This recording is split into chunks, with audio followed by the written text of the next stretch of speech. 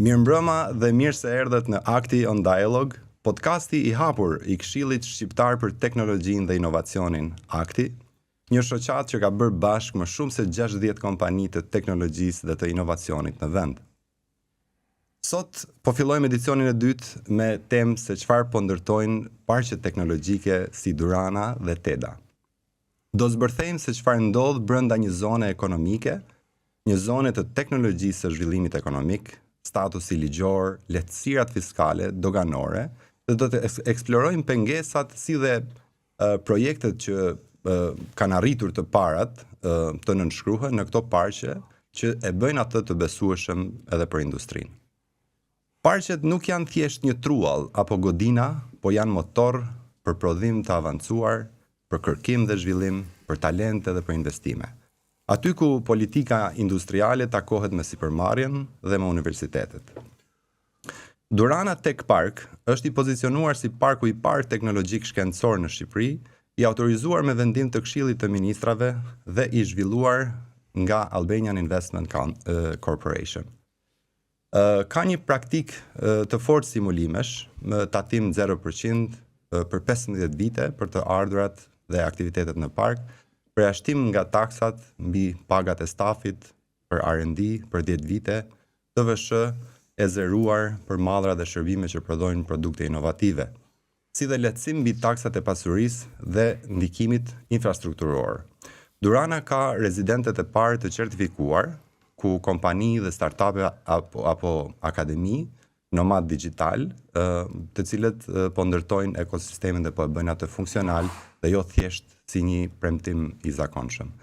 Teda Tirana në anën tjetër është e pozicionuar në Kashar me një sipërfaqe për 35 hektarësh, një zonë dedikuar teknologjiko-ekonomike me regjim të veçantë fiskal doganor për investitorët. Për mallrat që hyjnë në Teda përjashtohet nga dogana dhe TVSH rreth 50%, tatim fitimi për 5 vite, zbritje 120% për shpenzimet kapitale dhe zbritje të dyfishta për R&D dhe për trajnime. Projektet po shkojnë në fazën e dytë me deklarime publike për mira vende pune dhe për kapacitete të data centrave diku tek nga 13 deri 26 megawatt. Unë jam Kushtrim Shala dhe jam moderator I këtij podcasti dhe zbashku me mua do të jetë Florenca Haxhi, drejtore e Durana Tech Park. Mirë se erdhe Florenca. Faleminderit për ftesën. Zbashku me mua do të jetë edhe Dritan Delia, drejtor ekzekutiv I Teda Tirana. Dritan, mirë se erdhe. Faleminderit për ftesën. Kënaqësi që të kemi me ty. Dhe I fundit por jo nga rëndësia, Julian Demeti, një sipërmarrës I njohur, antar I Aktit dhe profesionist I teknologjisë. Mirë se erdhe. Faleminderit. Jul. Shumë faleminderit. Atëherë, le të fillojmë me një pamje 360 gradëshe. Le të diskutojmë rreth kësaj mundësie. Ndoshta është mirë që për publikun ta bëjmë të qartë që ky podcast do të jetë ndërtuar në 3 pjesë të ndryshme, ku pjesa e parë do të prek kryesisht benefitet që kompanitë, startupet, le të themi nismat akademike apo nismat e kërkimit shkencor do të gjejnë vend në këto parqe apo zona ekonomike. Në pjesën e dytë do të flasim kryesisht për punonjësit, për benefitet që punonjësit do të mund të përfitojnë nga këto nisma, dhe pjesa e tretë do t'i dedikohet kryesisht le të themi në një peizazh më makro ekonomisë së vendit, se çfarë I sjell kjo nisëm ekonomisë, çfarë benefitesh apo çfarë vështirësish do të përballemi në vitet në vijim I gjithë ne si sektor I teknologjisë informacionit, por dhe jo vetëm. E dashur Florenca, unë do doja që ta filloja me ty, bashkë me falënderimin që pranove edhe ftesën të jesh pjesë e këtij podcastit.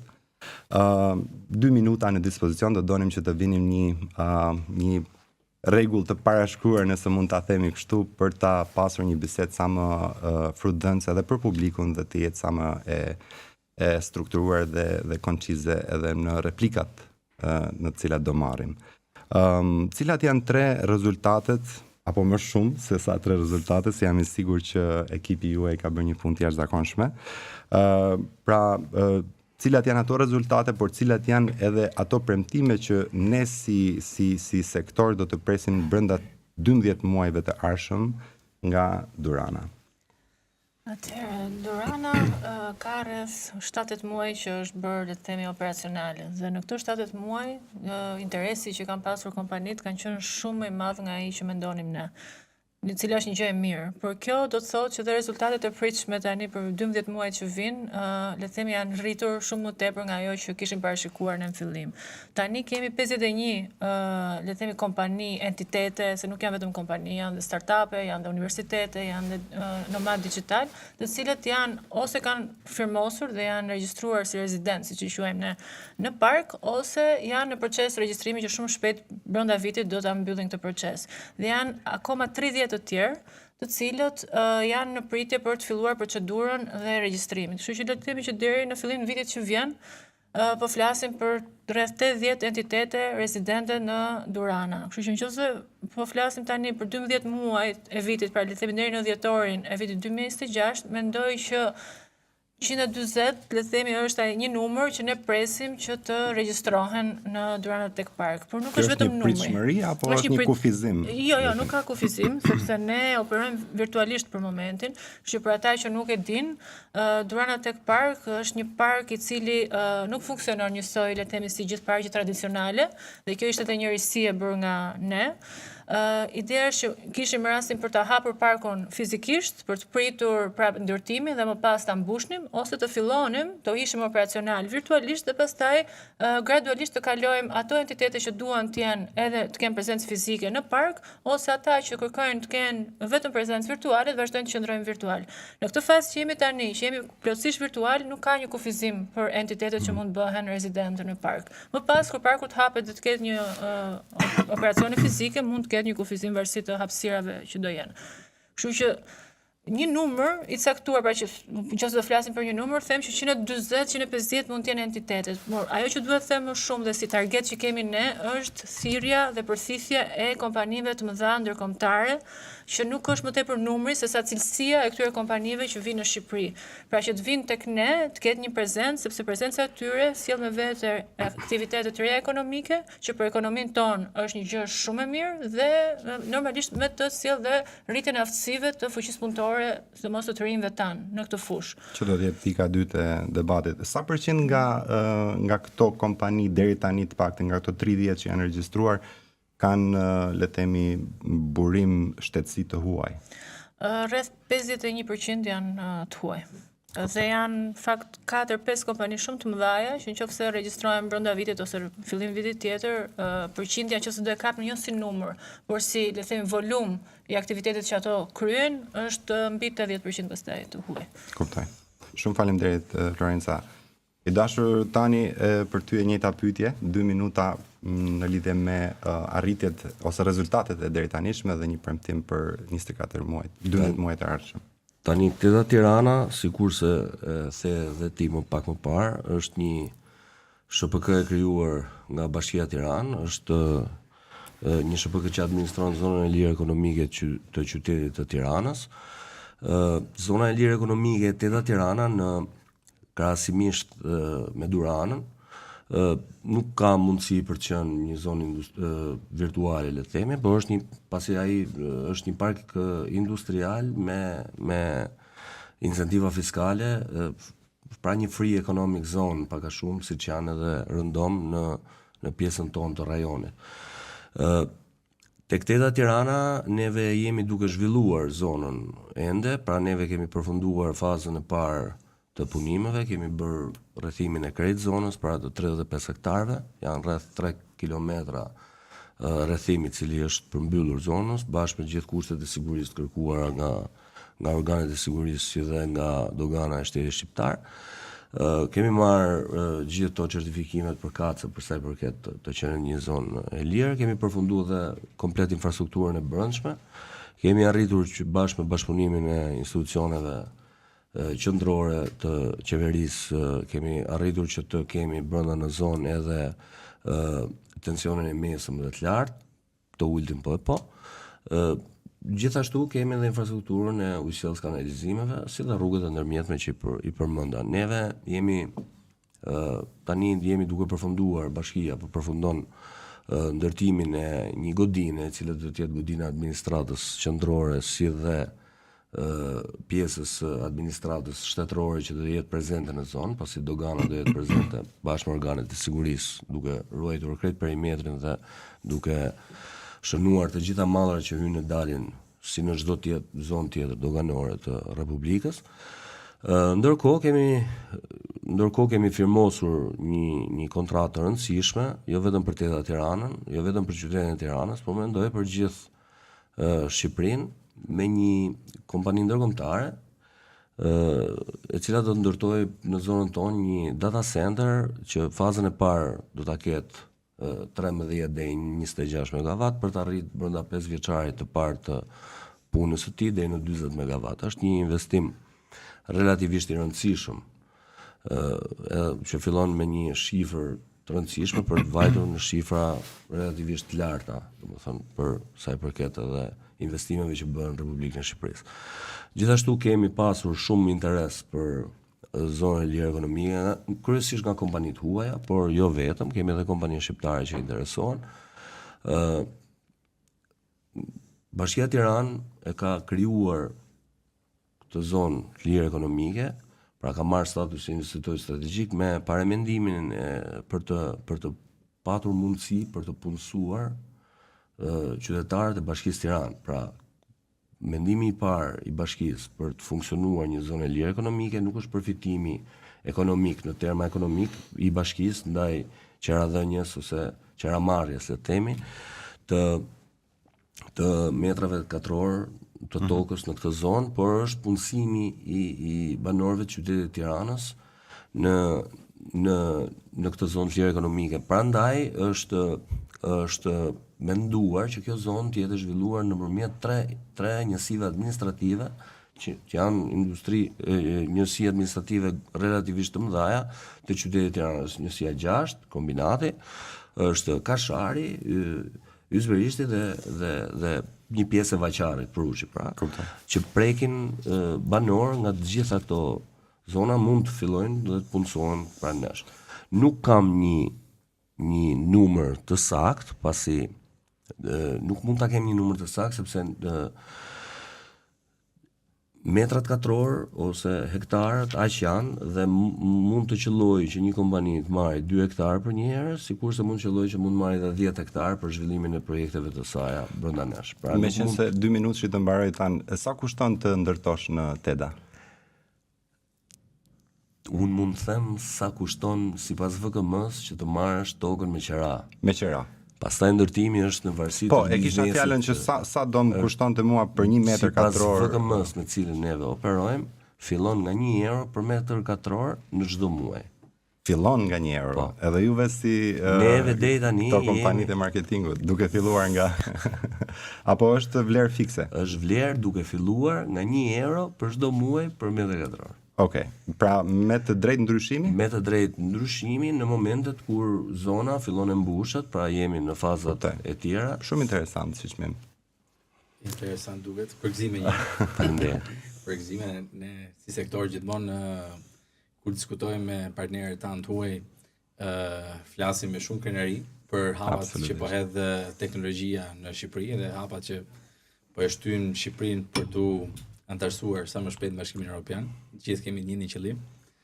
Në lidhje me çmimin, një pikë që do doja të rishikoj, ndoshta është të mos kemi tarifa fikse për një kohë të shkurtër, sepse vendimet që kompanitë e huaja kur marrin vendimet vinë të investojnë në një vend në Shqipëri apo kudo tjetër, ata duan që të marrin vendime afatgjatë. 5 vjeçare, 10 vjeçare ose më shumë.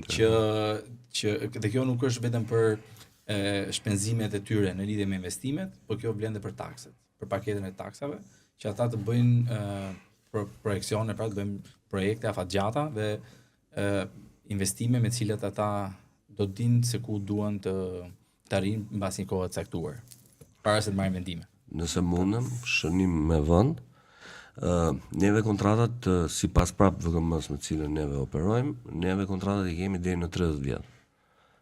Pra janë kontrata afatgjata, duke pasur parasysh që çdo investitor që vjen dhe investon një shifër të konsiderueshme, do një jetëgjatësi për zhvillimin e biznesit të tij, atëherë kontratat janë 30 vjet pa ndryshim çmimi.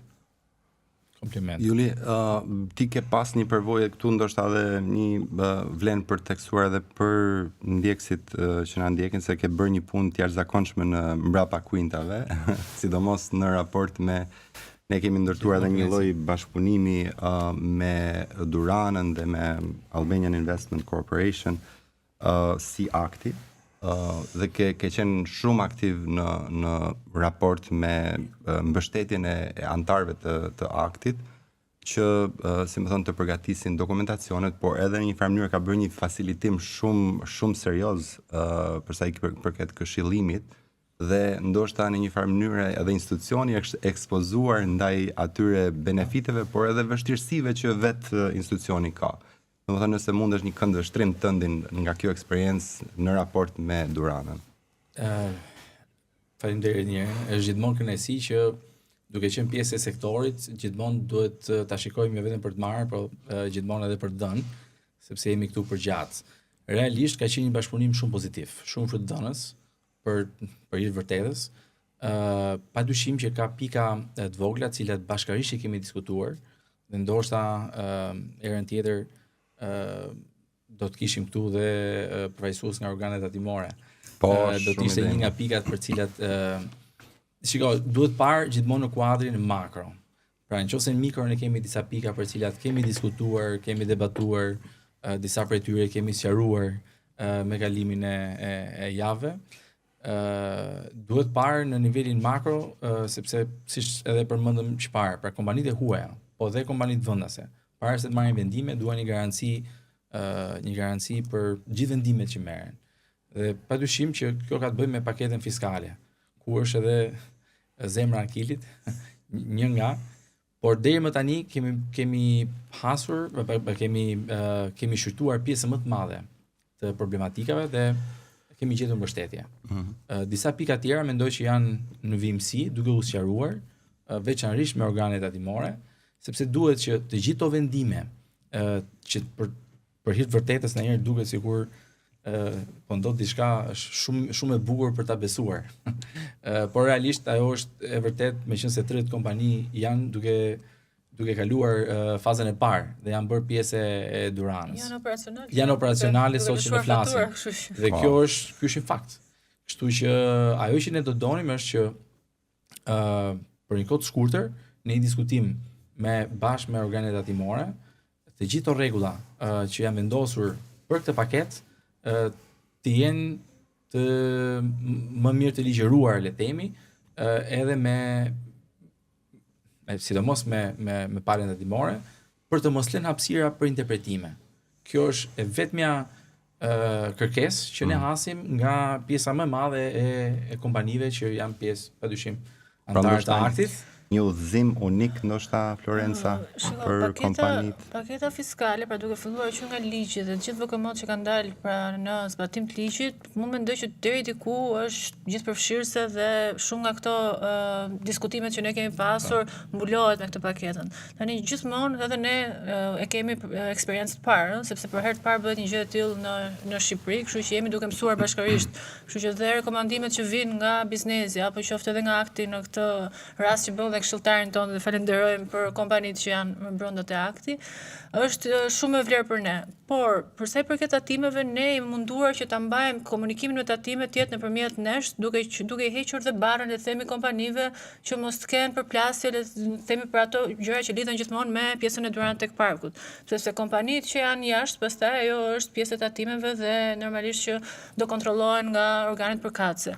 Por ne do donim që pjesën me tatimet dhe komunikimi jonë me tatimet ka qenë në vërtet i shkëlqyer deri tani, sepse kemi pasur në një kohë shumë të shkurtër u arrit që sistemi i tatimeve të bëjë gjithë përshtatjen që të nevojitej nga ligji për pjesën e Duranës dhe që gjithë kompanitë që kooperojnë brenda Duranës të kenë direkt për fleksibilitetin për të filluar direkt punën dhe siç thash janë operacional dhe janë duke lëshuar fatura, që kjo tregon që në një kohë shumë të shkurtër tatimet u përgjigjen shumë shpejt. Ne kemi një marrëveshje me ta ku kemi gjithë këto pikat pra që janë ngritur nga kompanitë, janë vendosur në marrëveshje. në mënyrë që ta bëjmë sa më të shpejt komunikimin me ta. Gjithsesi, nëse ka shqetësime të tjera nga kompanitë, normali që ne do donim të dinim, qoftë edhe nëpërmjet jush ose edhe vetë kompanitë që na drejtohen shumë herë, dhe ne i ngrem fakt direkt tek tatimet. Kemi një komunikim siç thash të shkëlqyer me ta deri tani të paktën. Shpresoj të vazhdoj kështu. Shkëlqyeshëm. Ne kemi një kanal komunikimi përmes aktit dhe të gjithë institucioneve tjera me cilët ne po bashkëpunojmë. Dhe përmes tyre deri më tani komunikimi ka qenë shumë korrekt, edhe shumë i shpejt, dhe do donim që të vijonte në këtë formë. Një nga kërkesat apo një nga iniciativat e aktit fakt ka qenë ngritja një grupi të përbashkët midis anëtarëve të aktit në Durana, ku përmes një përfaqësuesi ligjor dhe financiar, pra të gjitha kompanitë në gjithë kontaktet që mund të kenë me organet tatimore apo institucione tjera të vi përmes një grupi të organizuar që përfaqëson nga ana ligjore dhe ekonomike aktin bashkë me Duranën. Dhe jemi duke e finalizuar si proces për gjitha kompanitë që jemi duke sjell së shpejtit. Disa janë bërë pjesë, po kemi shumë të tjera që po bëhen pjesë, janë në proces aplikimi. Okej, mund ta diskutojmë bashkërisht dhe shikojmë se si mund të funksionojë një gjë e tillë, sepse deri për momentin one stop shop, le të themi, për gjithë institucionet qeveritare që lidhen me punën e Durana Tech Parkut, bëhet nga ne, pra nga stafi, le të themi, Durana Tech Park, në mënyrë që t'ia thjeshtojmë sa më shumë jetën, sidomos kompanive të huaja. Por nëse akti ka nevojë për një gjë të tillë, normale që mund ta diskutojmë dhe të shikojmë si mund të ndërtohet. Patjetër, në fakt ne po prekim një temë dhe këtu akti ka një mision jo vetëm për advokimin e interesave të kompanive lokale, pra jo vetëm të vetvetes, por të asaj që ne quajmë integriteti infrastrukturor dhe intelektual i vendit.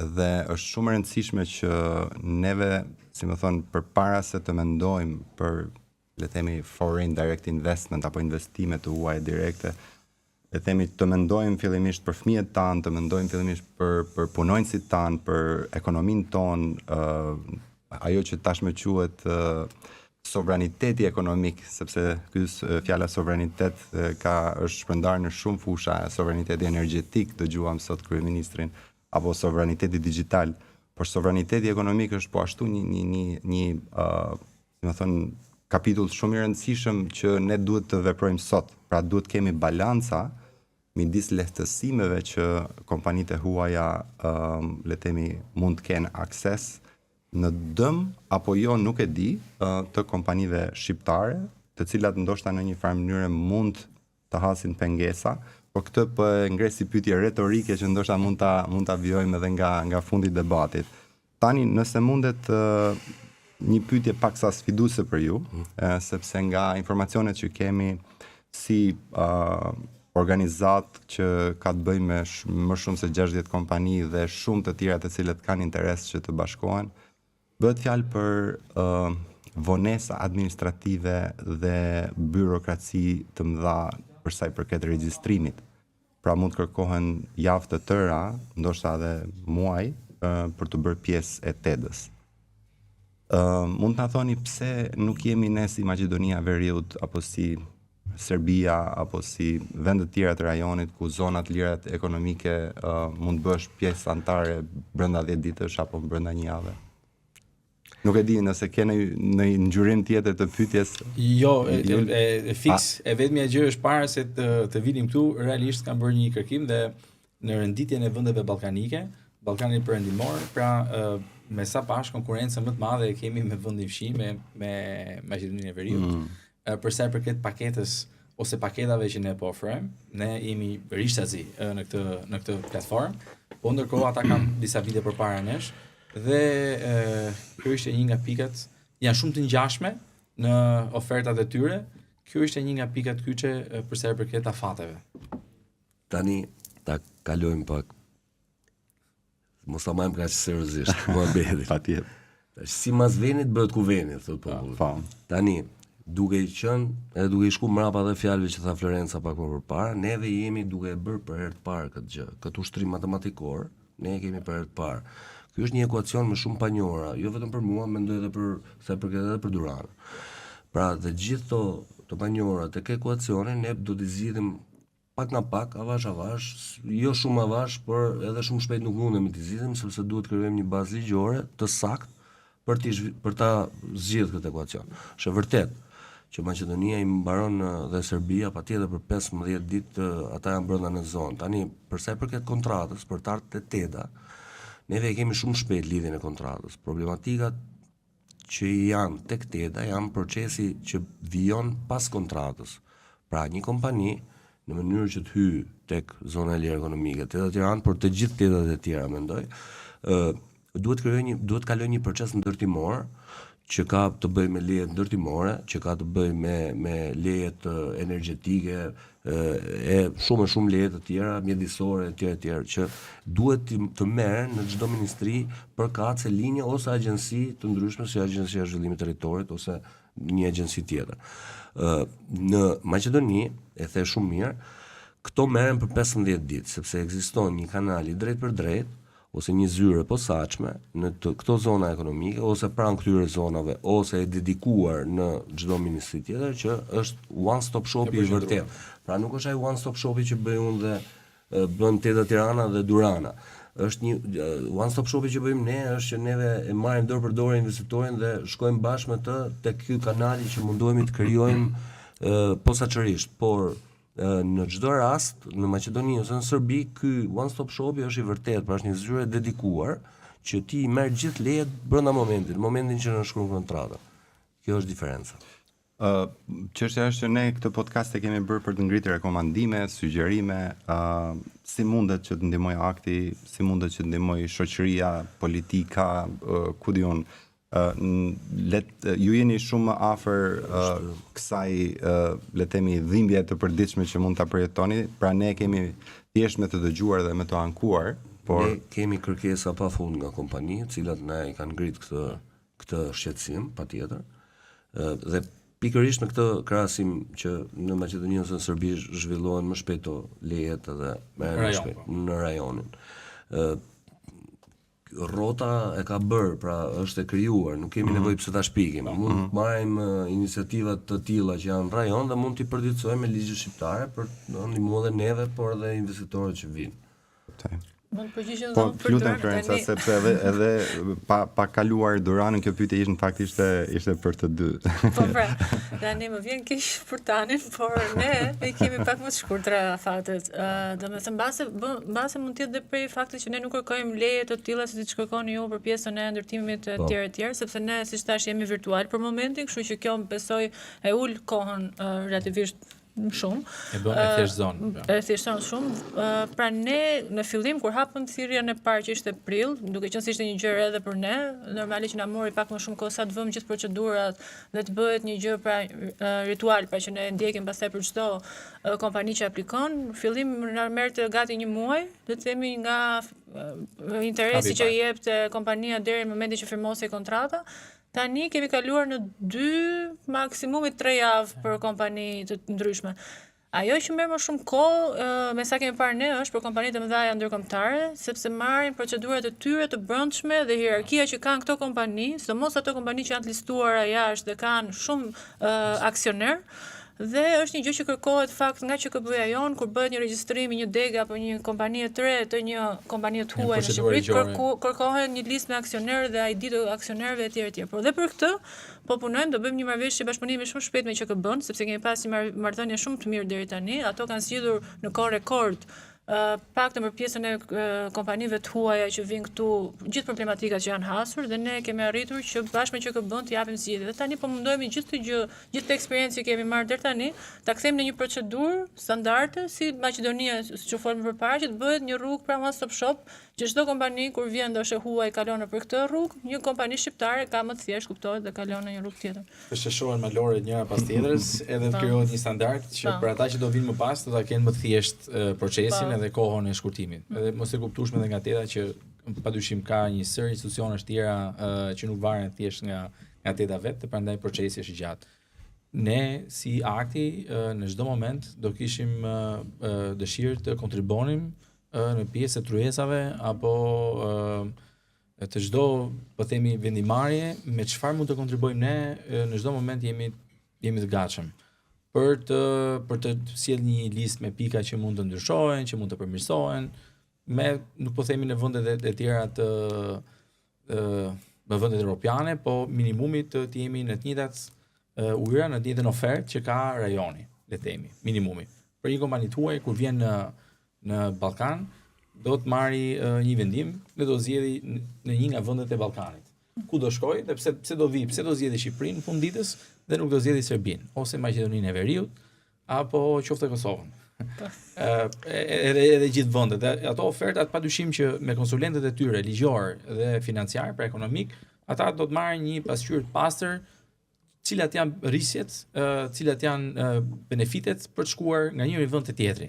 Dhe padyshim që kjo na bën në këtë rast jemi të gjithë bashkë me të njëjtin qëllim. Se në fund ditës, nëse humb njëri nga ju, humbasim ne, po humbëm ne, nuk keni asnjë biznes dhe këtu qëllimi do të jetë i përbashkët se si ti kalojmë dhe të kalojmë gjithë sfida. Këtu ai triple helix nuk është pikur, siç tham, nuk mos pikim rrodhën, është shteti, është akademia, është biznesi, ne të gjithë bashkë kemi një qëllim.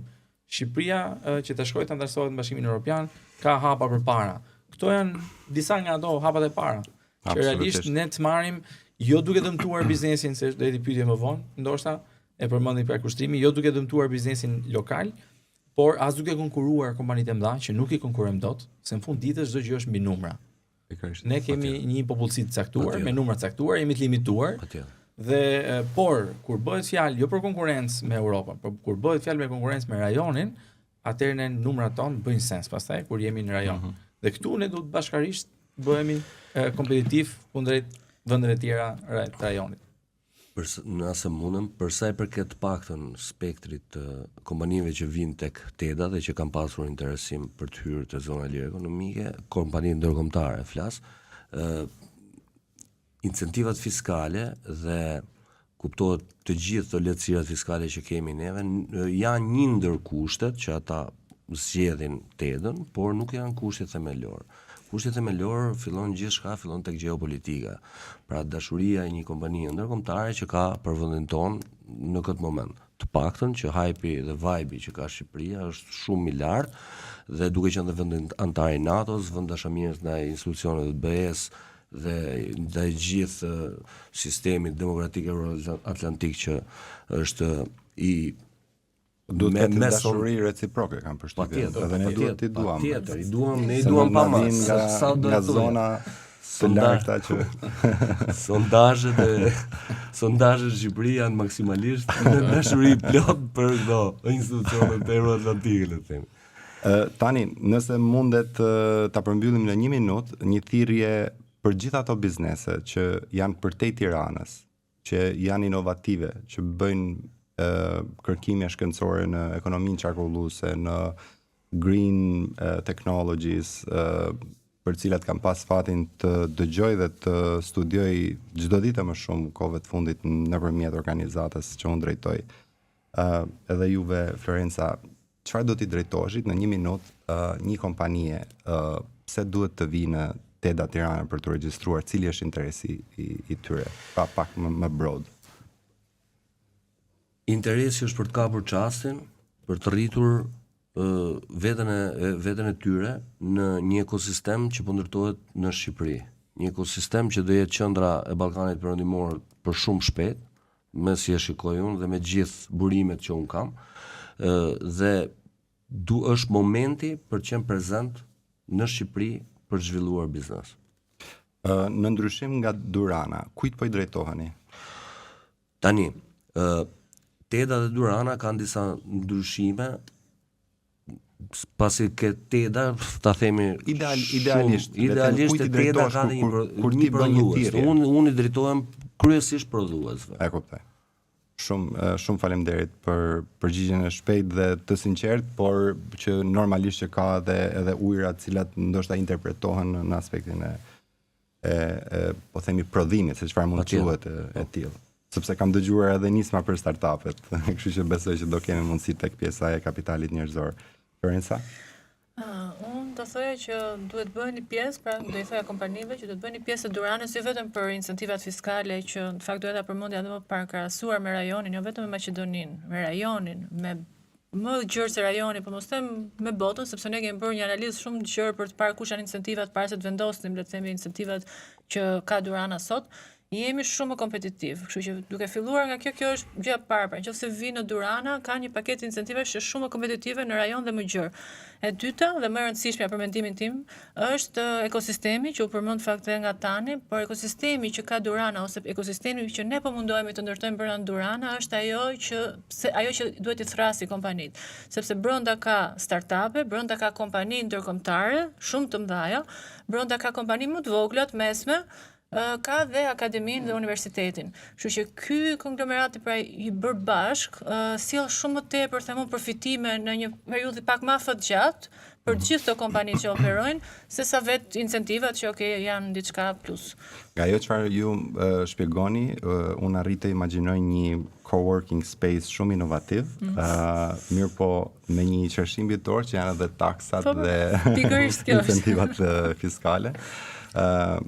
Shumë e bukur si iniciativë, por unë do doja shumë që të kalonim tek pjesa e dytë që i takon le themi atyre për cilët ne ndoshta shumicën e kohës flasim, punonjësit, kapitali njerëzor, pa cilin është një hallk jashtëzakonisht e rëndësishme edhe për sa i përket indeksimit të Shqipërisë në nivelin e inovacionit global, në nivelin e kërkimit shkencor, e ardhmja vendit, etj me radhë. Pra çfarë po bëjmë ne për të rinjt? Çfarë po bëjmë ne për këtu do doja shumë që të ndalesha jo vetëm se çfarë po bëjmë ne, por ndoshta Juli ka edhe disa pyetje që lidhen me tapin që kanë të bëjnë me shumë shqetësime të cilat ndoshta mund t'i interpretosh ti pak më mirë.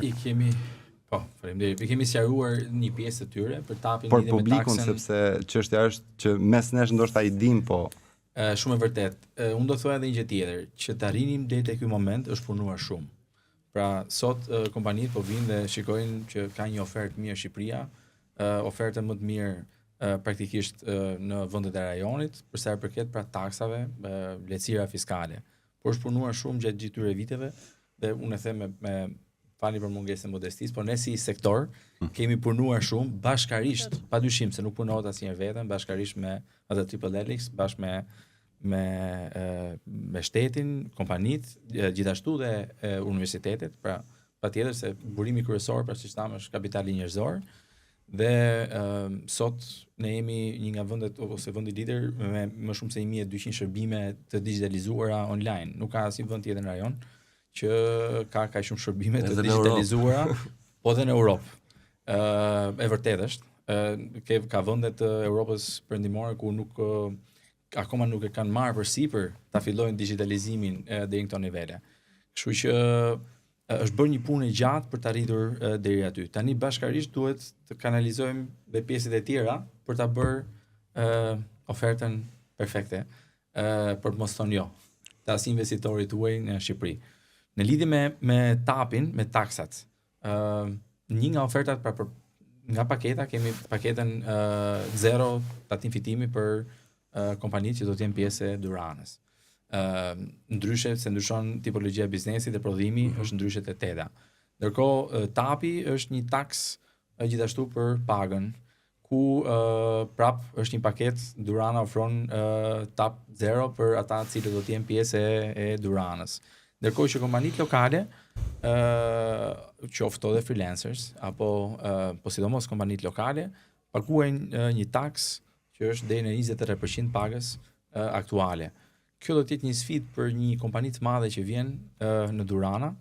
Në radhë parë një herë për ngritjen e ekipeve të mëdha me numra të mëdhenj, se kam përshtypjen që vinë ankesa ose skepticizma edhe nga vetë punonjësit për sa i përket siguracionit, shëndetësimeve shëndetësore, pra pse unë duhet po doja që ta sillim edhe ato mund ta prekim si pikë për sigurimet. Pra, momentin që një kompani, atëherë tapi është taksa e pagës. Ndërkohë sigurime shoqërore shëndetësore paguhen nga vetë punëdhënësit dhe punonjësit që ndahen sipas ligjit në fuqi. Në të dy rastet, Durana në rastin e parë të tapit e ka zero, në rastin e sigurimeve shoqërore do përdori minimumin do përdori pagën minimale. Kjo është një lehtësi shumë e madhe për një kompani, padyshim. realisht. Për një kompani që ka numra të mëdhenj, ka mundësinë që me atë pag ose me ato kursime që kursen nga TAP-i apo nga qoftë edhe nga sigurimet, ta përkthej në trajnime, ta përkthej në investime me radhë. Ndërkohë që kjo do të jetë një disavantazh për kompanitë lokale, të cilat do mundohen të mbajnë po të njëjtin nivel pagash për arsye të tregut, dhe këtu krijohet një hapësirë e cila duhet riparë ndoshta. Ne po mundohemi të sjellim kompani të mëdha, por nga ana tjetër kjo ardha e kompanive të mëdha, padyshim që do sjelli më shumë turnover, pra do sjelli më shumë para në buxhetin e shtetit. Detyrimisht ky do të kthehet në investime, shkolla, kopshte, qerdhe, gjitha me rrugë të tjerë, por nga ana tjetër numrat sa e dëmtojmë biznesin lokal duke mos ia dhënë këtë mundësi që do të kenë përparësi kompanitë e mëdha. Nuk po i futem këtu pastaj një sfidë tjetër që është prapë për tu parë me kalimin e kohës, që një kompani e madhe kur vjen dhe ka këtë avantazh për të ngritur pagat sepse e ka zero TAP-in, dhe ndërkohë që është këtë mundësi nuk e ka një kompani lokale, edhe këtu jemi pastaj në disa sfida të kompanive lokale që do të gjenë forma se si të bashkëpunojnë me këto kompani që do vinë. Ndryshe do të ketë një përplasje në treg, që nuk e dim se si do të vijojë me kalimin e kohës. Keni gjithë legitimitetin e duhur për të marrë më shumë se 2 minuta, sepse nuk dua që pyetja të jetë më e gjatë se përgjigjja. Ja mund mia, se ne besojmë te pagesa taksave. Ne mos të rrogën. Për ty minutat e tua po e jep Florencës dhe për ty do të kemi një pyetje tjetër atë. Që unë mendoj që deri diku ti edhe pak përgjigjen e pyetjes që bëre me këtë pjesën e fundit, por gjithsesi unë po e marr nga fillimi. Unë mendoj që po ta shikosh në këtë mënyrë është mënyra më kënd ngushtë, le të themi, e të parit. Ne po mundohemi pra gjithë vizioni i pasjes së instrumentave të tilla si Durana Tech Park është për të sjellë pra këto kompani të mëdha, sepse këto kompani të mëdha do lejojnë gjithë ekonominë e vendit të ecë përpara. Tani, kompanitë e mëdha nuk po vinë këtu që të konkurrojnë kompanitë që janë ekzistuese lokale. Ashtu si e shohim ne të paktën është mënyra e bashkëpunimit që mund të kenë me kompanitë lokale, dhe besoj ishte pjesa fundit e pyetjes. Ne po mundohemi të ngrem mekanizma se si këto kompanitë mëdha, pra që do vinë në Durana dhe janë duke ardhur, të ngrej mekanizma se si do bashkëpunojnë me kompanitë lokale, qoftë brenda Duranës ose jashtë Duranës. Të gjithë kompanitë që vinë të huaja duan partner lokal, nuk mund ta bëjnë vetëm, pra nuk mund vinë dhe të vendosen në Durana dhe të operojnë vetëm në atë gjërat e tyre, sepse vinë në një vend, në një market, pra në një treg që është i ri për ta, dhe normale që partnerët lokal janë një vlerë shtuar për ta, nëse bëjnë qoftë edhe për treg, sepse e shikojnë dhe si një treg potencial, por edhe për bashkëpunime, për të ndërtuar ato shërbimet apo produktet inovative. Nuk e bëjnë dot vetëm. Kështu që unë do të thoja që nuk duhet parë me frikë sjellja e këtyre kompanive më të mëdha, por duhet parë me pozitivitet, optimizëm, sepse do gjejmë mënyra se si do bashkëpunohet me kompanitë lokale. Edhe e dyta dhe më e rëndësishme është pjesa e fuqisë punëtore. Pjesa e pagave dhe TAP-i ishte një nga incentivat që ne vendosëm aty për të bërë pak më atraktive pra ardhjen e këtyre kompanive të mëdha. Por nuk do të thotë që kompanitë e mëdha duke pasur këtë TAP-in, le të themi zero, do marrin punonjës dhe do jenë shumë konkurrent dhe konkurruese sa kompanitë e tjera që janë në treg. Normale që atyre do duhen punonjës, nuk kanë ku t'i gjejnë punonjësit dhe normale që duhet të trajnojnë punonjës, pra të trajnojnë student. Dhe duke trajnuar, le të themi, studentët që dalin nga bankat e universiteteve, dhe duke ofruar atyre një pak më të mirë, pra duke i hequr dhe TAP-in, do e jetë pak më atraktive edhe ata për të përmbushur, le të themi, kostot e tyre për të trajnuar, por dhe vetë studentët që të kenë një rrogë atraktive për të mos ikur, le të themi, jashtë vendit, sepse kjo është një nga, le të themi, sfidat që kemi ne në tregun shqiptar për momentin. Ajo që po mundohemi ne të bëjmë dhe që mua më duket shumë interesante dhe e kam shumë për zemër, ne duam të ngrejmë një program të cilin bëjmë bashkë dhe bëjmë këtë bridge të kësaj hapësirës që ekziston midis universitetit dhe bizneseve.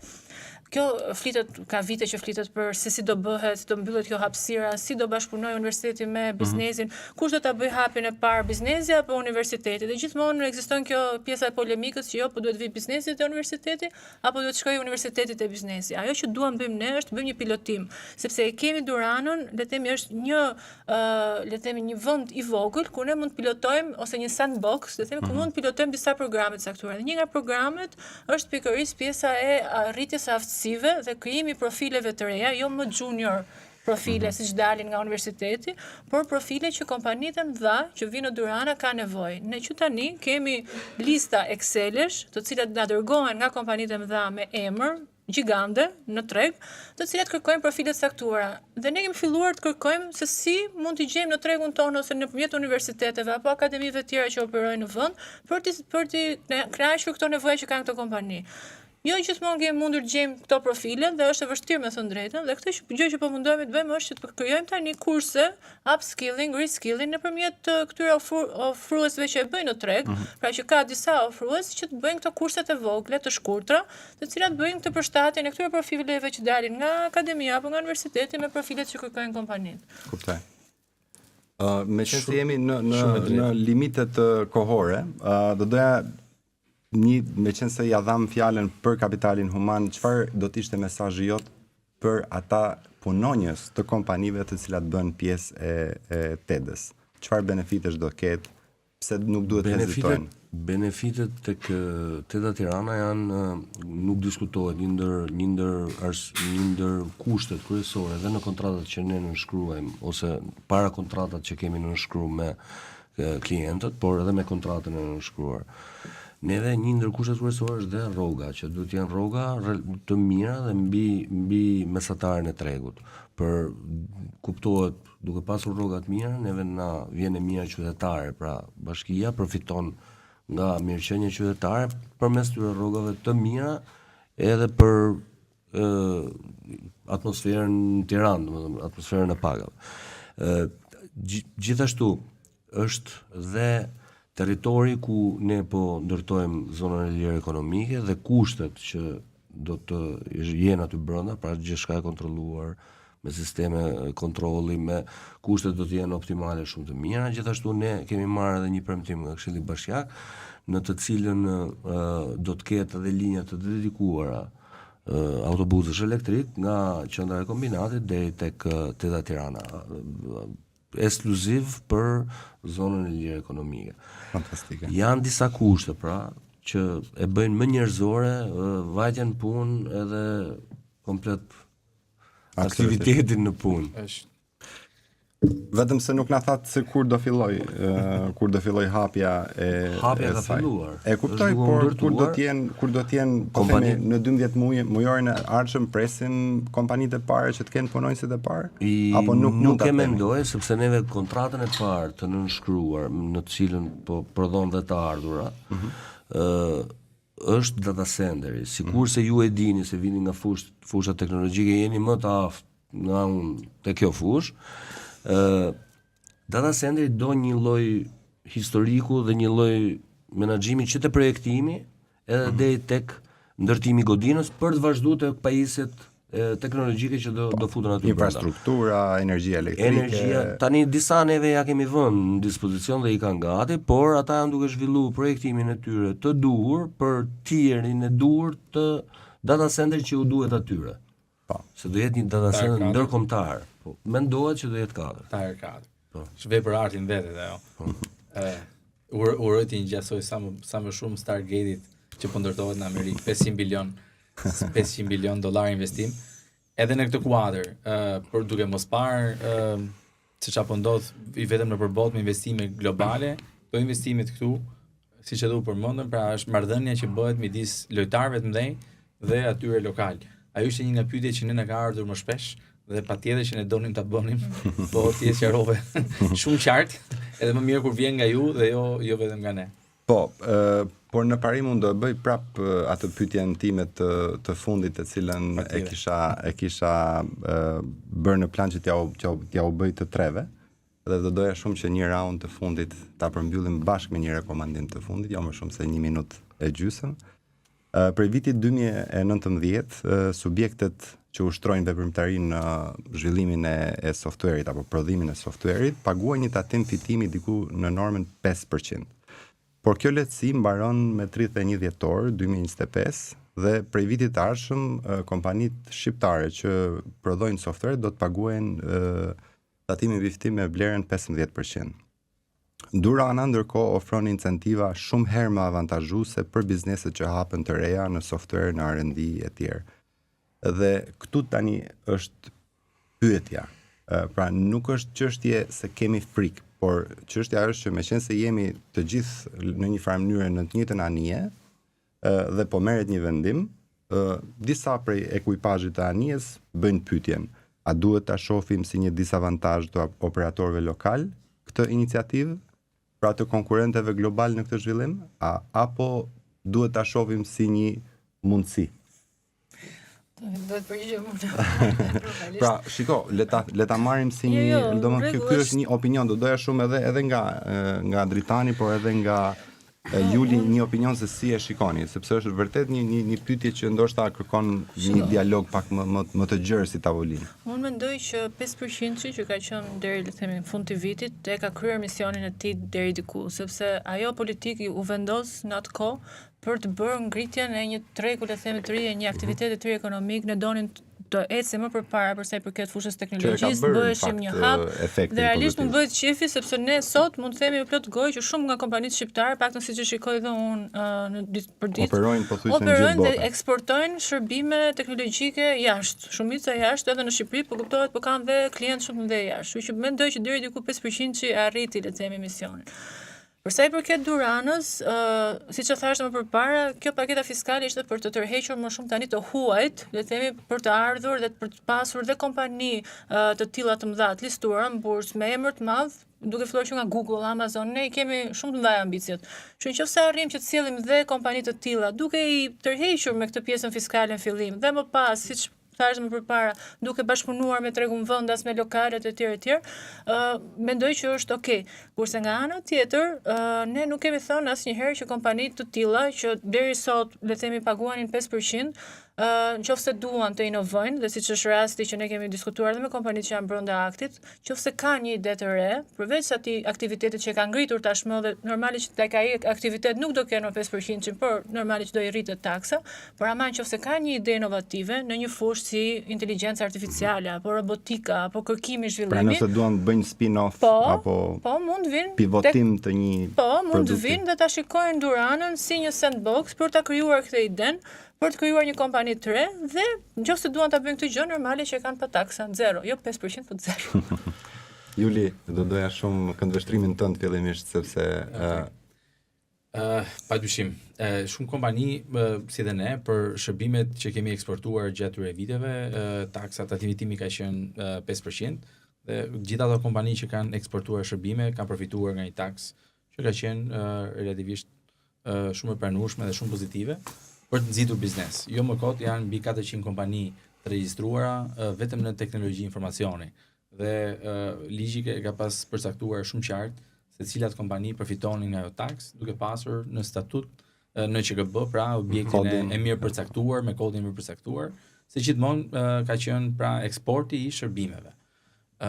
Tashmë do jetë përsëri eksporti i shërbimeve dhe kompanitë e huaja që do vinë këtu dhe ata jo domosdoshmërisht do shpikin, pra do bëjnë spin-offe të shërbimeve atje, po ata do ta përdorin si një mënyrë për të përfituar nga taksat që ofron Shqipëria me përmes Duranës e Tedhës.